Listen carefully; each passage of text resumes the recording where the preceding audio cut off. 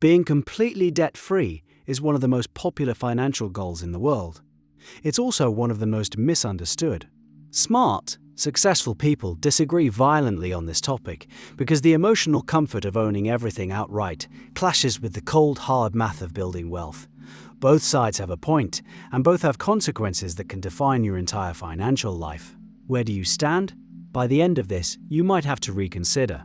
The argument for zero debt is powerful because it's simple. It's a feeling. It's the profound physical relief of knowing that no bank, no lender, no institution has a claim on your life.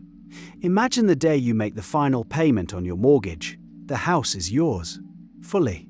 The roof over your head is an asset, a piece of the world you own, a shelter that cannot be repossessed if you lose your job or face a medical crisis.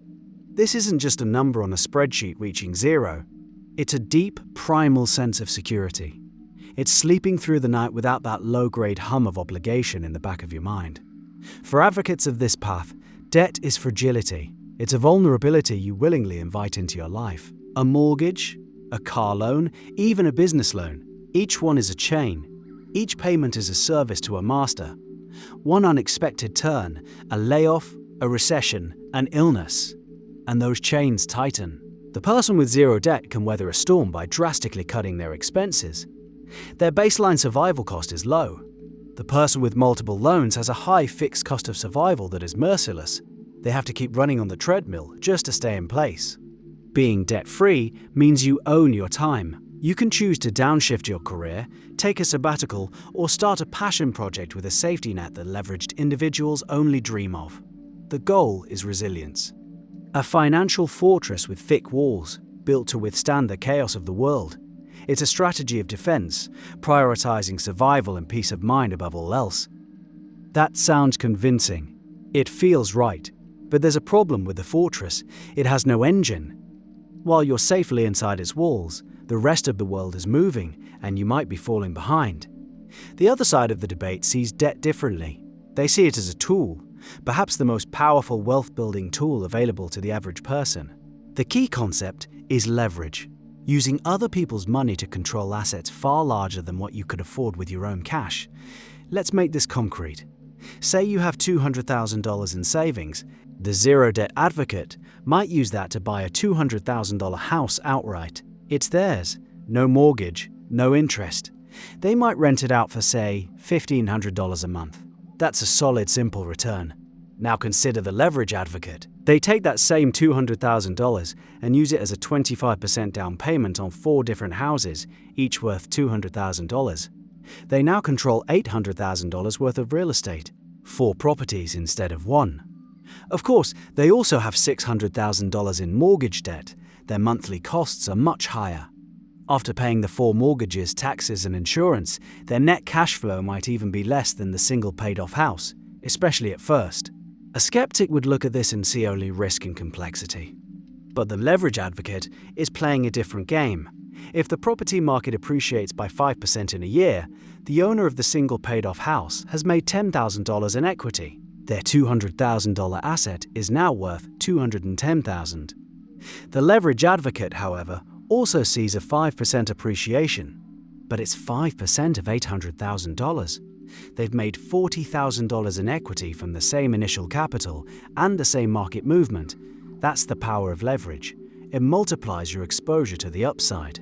Then there is the hidden ally of the debtor, inflation. If you have a 30-year fixed-rate mortgage at, say, 4%, that payment is fixed. It never changes. But over those 30 years, inflation makes the value of a dollar decrease. The $500 you pay in year 28 is worth far less in real terms than the $500 you paid in year 1. You are effectively paying back your loan with progressively cheaper money. Meanwhile, what is happening to the asset your debt is tied to? The rent you can charge on your properties goes up with inflation. The value of the properties themselves tends to rise with inflation. Your single biggest cost, the mortgage, is frozen in time, while your income and your asset value float upward on the inflationary tide. The debt slowly erodes in real value, while the asset it purchased appreciates. This is a wealth-building machine that the person with a paid-off house simply cannot access. From this perspective, aggressively paying off a low-interest mortgage is a mathematical error. If your mortgage is at 3%, but you could invest your extra cash in a simple stock market index fund that historically averages 8 to 10%, every dollar you use to pay down the mortgage is a dollar you are choosing to invest for a guaranteed 3% return. You are actively choosing a lower performing asset. You are locking in a victory that is smaller than what was available. The opportunity cost is immense. Over 30 years, the difference between these two strategies isn't a few $1,000s. It can be millions. And yet, the other side has its own blind spot. The spreadsheet has no fear. The math is clean and logical. Leverage is a double-edged sword. It magnifies gains, but it magnifies losses just as brutally. In our example, if the housing market falls by 10%, the owner of the single paid-off house sees their asset drop from $200,000 to $180,000. It's a paper loss. It's unpleasant, but their life doesn't change. They still own their home. The leveraged advocate is in a world of pain. Their $800,000 portfolio is now worth $720,000. They have lost $80,000 of their original $200,000 investment. They are now dangerously close to being underwater, owing more on the mortgages than the properties are worth.